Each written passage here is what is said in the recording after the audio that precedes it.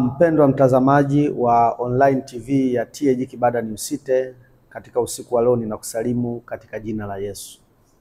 Majina yangu naitwa mchungaji Ernest Loki Masi, mchungaji kiongozi wa kanisa la TAG Kibada News City linalopatikana katika mtaa wa Kiziza, Kigamboni, kata ya Kibada, Dar es Salaam.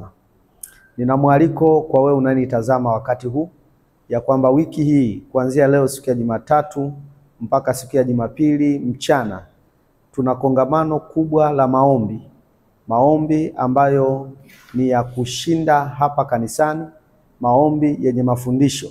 Tunaanza kuomba kuanzia saa 2 asubuhi mpaka saa 4 ya usiku tunapumzika, na hatimaye tunaamka tena saa 10 alfajiri mpaka saa 4 tena za usiku kila siku.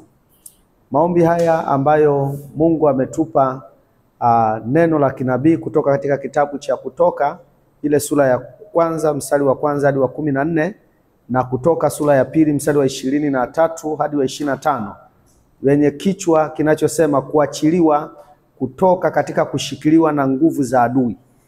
Biblia katika kitabu cha Kutoka inazungumzia habari ya wana wa Israeli walivyokaa katika nchi ya utumwa kule Misri kwa zaidi ya miaka 430.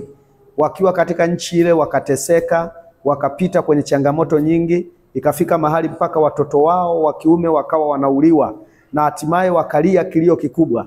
Unaposoma katika kitabu cha Kutoka sura ya 3, ndipo Mungu anasema na Musa akiwa Midiani ya kwamba aende katika nchi ya Misri kule alikozaliwa, ili aende akawatoe wana wa Israeli, kwa sababu kilio cha wana wa Israeli kilikuwa kimefika masikioni mwa Mungu.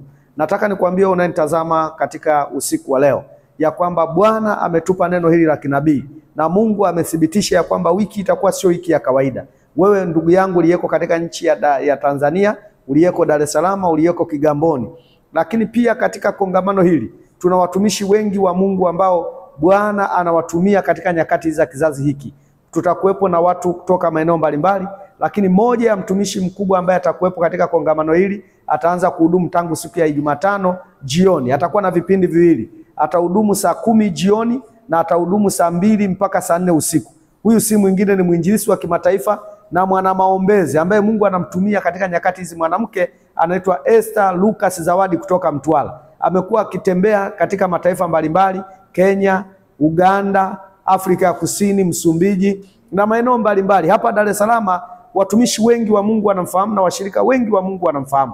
Atakuwa akihudumu kwa siku zote hizo 5 ambazo tutakuwepo hapa. Naomba nikutie moyo wewe mshirika wa kanisa la Kibada, mshirika wa jimbo la Kigamboni TAG, mshirika wa section ya Geza Ulole, ambao pia watakuwepo na kongamano hili. Watatuunga tangu siku ya Alhamisi mpaka siku ya Jumamosi. Ninawaita wote, wagonjwa wenye magonjwa ya kila namna, uwe una kansa, uwe una HIV, uwe una aina yoyote ya matatizo ya kufungwa na nguvu za giza. Wiki hii itakuwa ni wiki ya kuachiliwa kutoka kushikiliwa katika nguvu za adui. Aidha ni uchumi, aidha ni mapepo, aidha ni roho zote zinazokusumbua. Na kutia moyo, ukishindwa kuja mchana wote, basi wewe njoo tu jioni kuanzia saa 2 usiku. Tunakuwa na maombi mpaka saa 4 za usiku. Wacha nikutakie baraka za usiku mwema, na asante kwa kunitazama. Karibu sana na Mungu akubariki sana.